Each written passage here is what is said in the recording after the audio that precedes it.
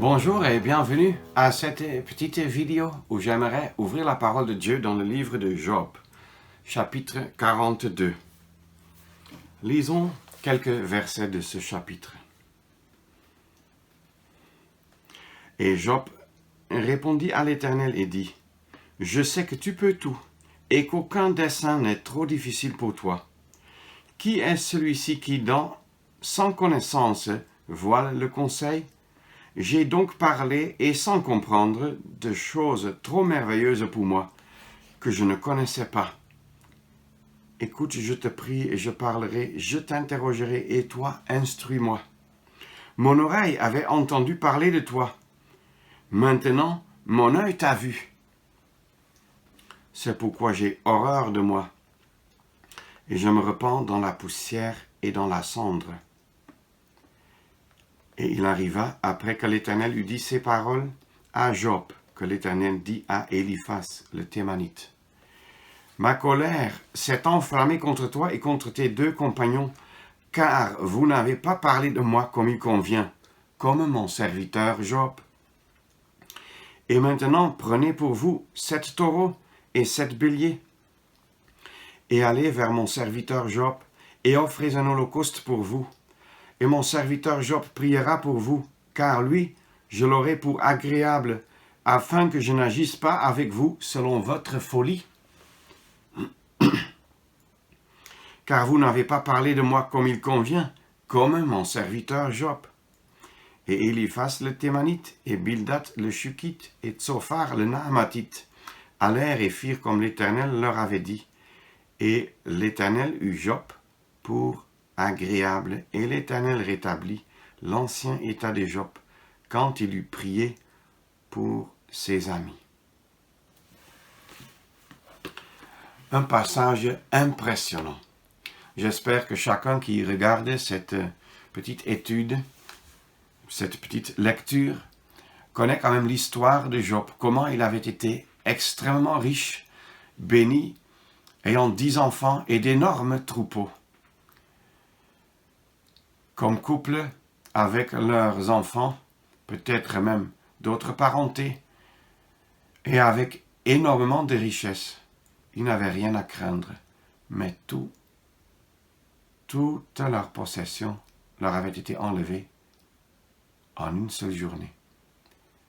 Et finalement, dans les moindres délais, les enfants, les 10 enfants, aussi 7 fils, 3 filles.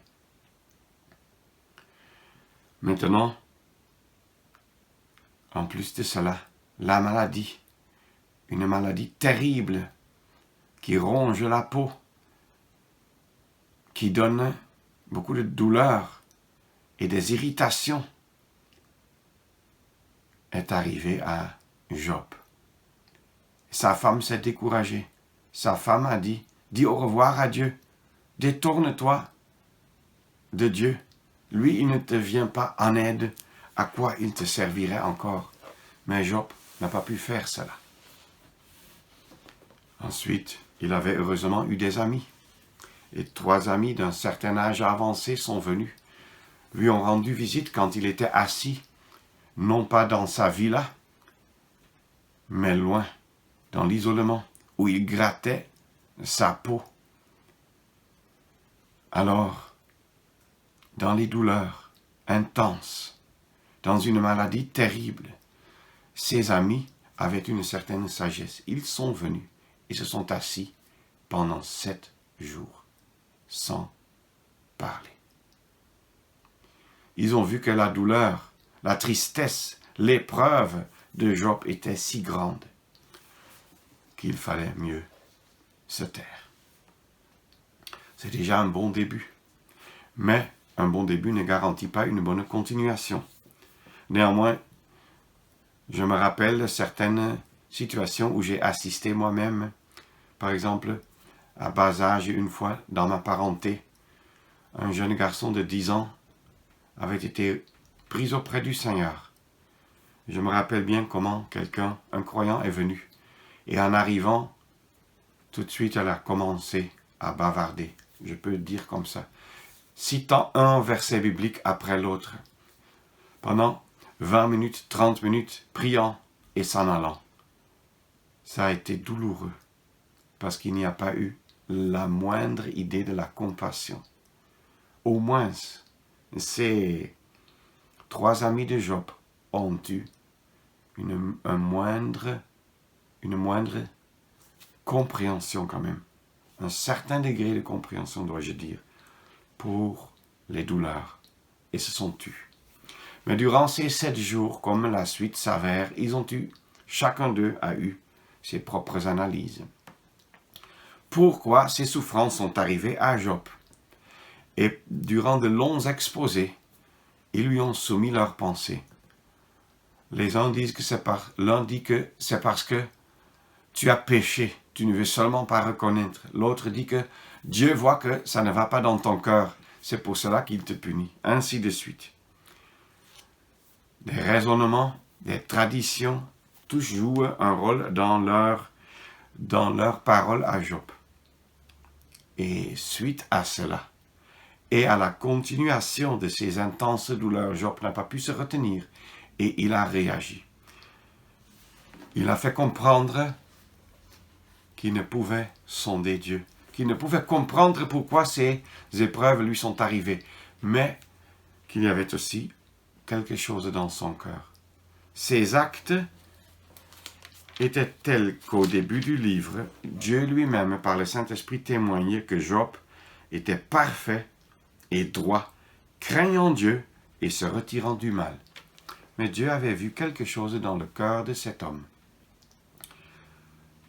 dont il a pensé, il est bon et juste, s'il apprend encore quelques leçons de plus sur lui-même et sur Dieu. Et Job a eu de la peine à apprendre ces leçons et à comprendre que Dieu n'a pas besoin de rendre compte à un homme pour ce qu'il fait.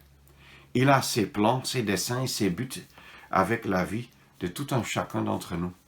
Et nous ne comprenons ses buts, ni ses voies. Mais, si nous nous soumettons, nous pouvons toujours glorifier Dieu.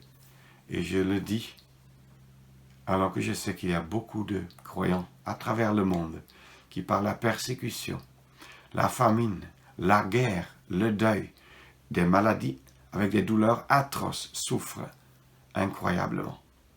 Ce n'est pas à moi de vous passer, si vous êtes dans une telle étape, de vous passer une telle leçon.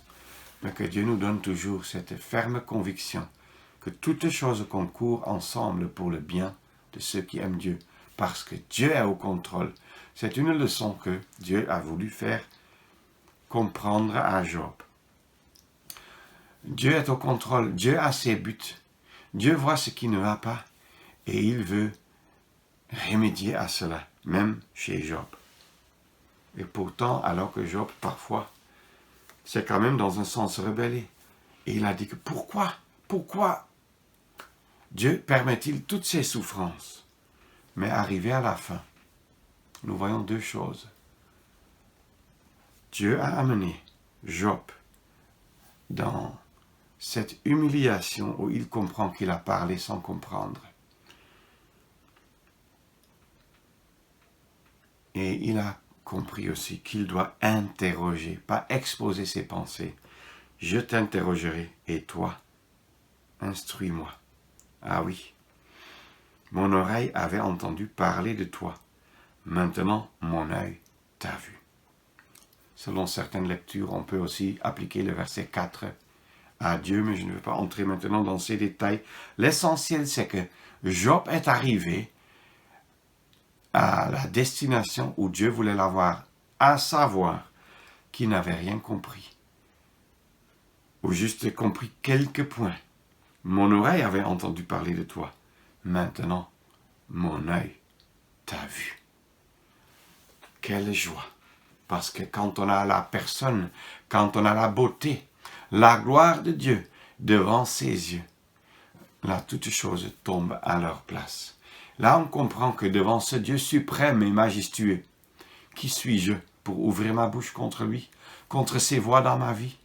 Qui suis-je pour vouloir réclamer qu'il s'explique à moi, qu'il justifie ses voies avec dans la vie des hommes? Qui est celui-ci qui, sans connaissance, voile le conseil?